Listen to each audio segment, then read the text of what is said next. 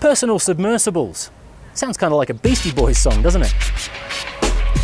Oh, personal submersibles. Either way, when it comes to underwater adventure machines, Graham Hawkes is pretty much the man. He's built them for Richard Branson, he's built them for Steve Fossett, he even built one for James Bond.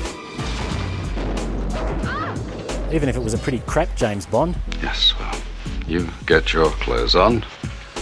More than anything, you get the feeling he builds them for himself. Well, now he's built one for you and me.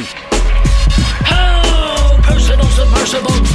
Oh, personal submersibles. Where the party at, y'all? Oh, personal submersible. Wiki, what you want?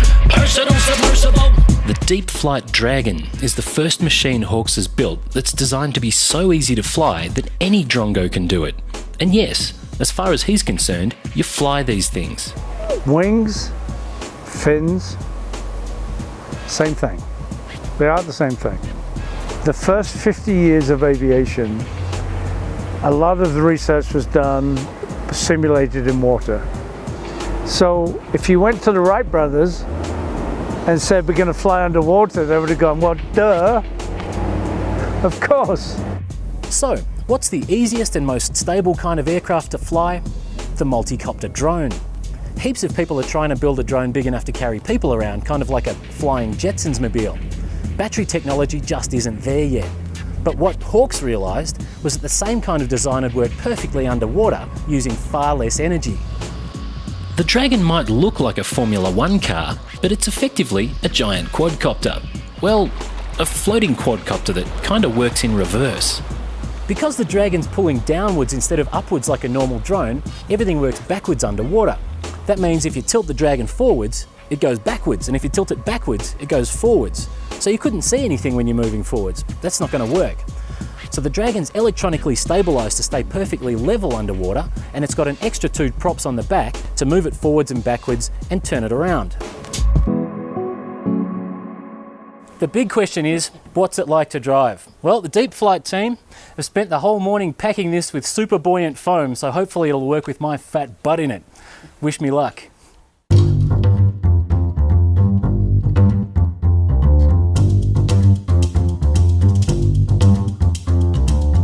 Hey, Bingo Wings, you there? Bingo wins the big chief, over. What did you call me?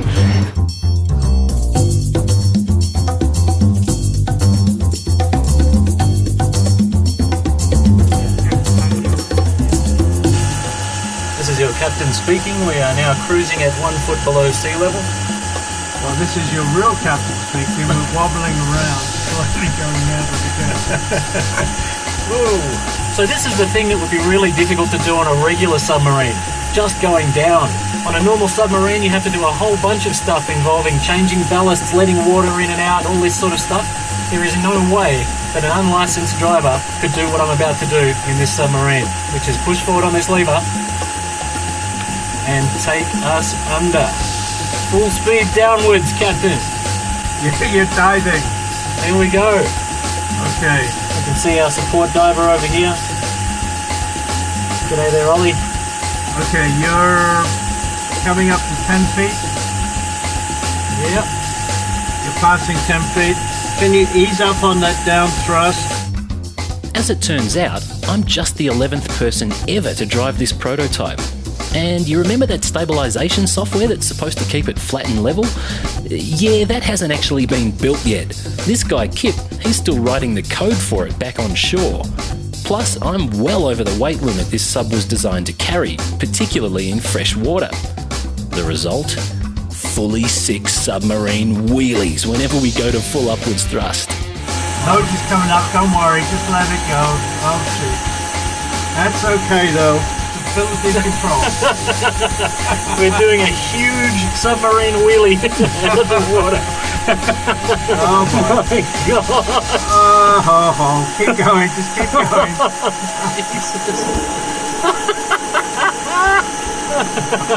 Okay, come off the thrust. And off the throttle, there we go.